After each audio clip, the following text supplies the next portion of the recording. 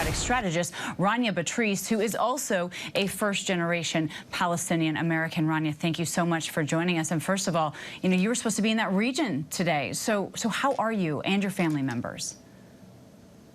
So far, everybody is safe, thankfully. But again, that's just so far, obviously, minute by minute. Every time one of those WhatsApp messages doesn't go through, there's a lot of concern because, like I was saying, every moment things are changing. That's a terrifying way to proceed. So have you been able to contact your family, though, and speak with them at all, even if it's through WhatsApp? Some of them, yes. Colleagues, some of my friends and colleagues over there, it's been a little bit harder to reach. And obviously with Israel shutting power off in Gaza, it makes it even more difficult. So it's been very spotty, to say the least.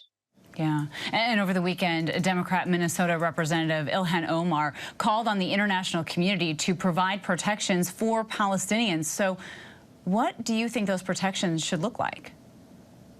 Well, first and foremost, the fact that a government can shut off electricity, stop water from being delivered, stop supplies and food from being delivered, basically with the touch of a button, just is a direct reflection of the occupation, oppression, and apartheid that's been taking place for decades in the country.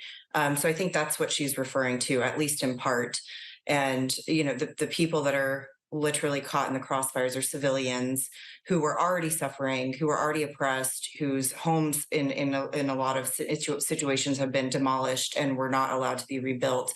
So already an exacerbated situation that's going to be even worse with this regime in Israel basically saying they're going to starve folks out. They don't care about civilians, and it's playing out right in front of our eyes right now. And how are Palestinian Americans viewing this attack on Israel by Hamas?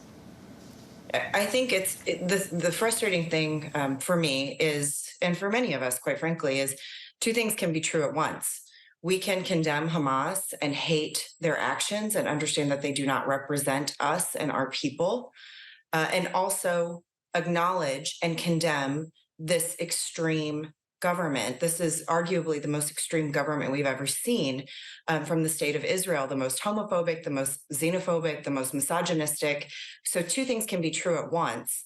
And I think that is in large part the way my community feels is suffering is suffering.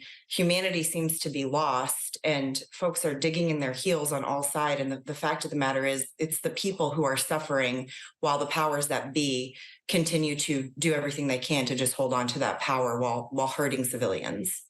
Mm-hmm. In your opinion, what makes diplomacy so difficult? I mean, what could help ease this conflict, in your opinion?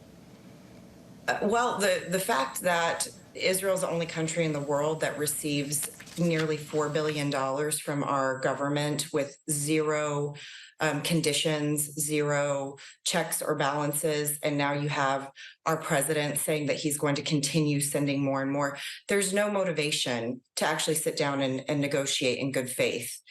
There hasn't been for decades. And for the record, it's not just this administration in the United States that's failed so miserably. It's every administration for the last 75 years that's all but ensured this conflict continues and escalates.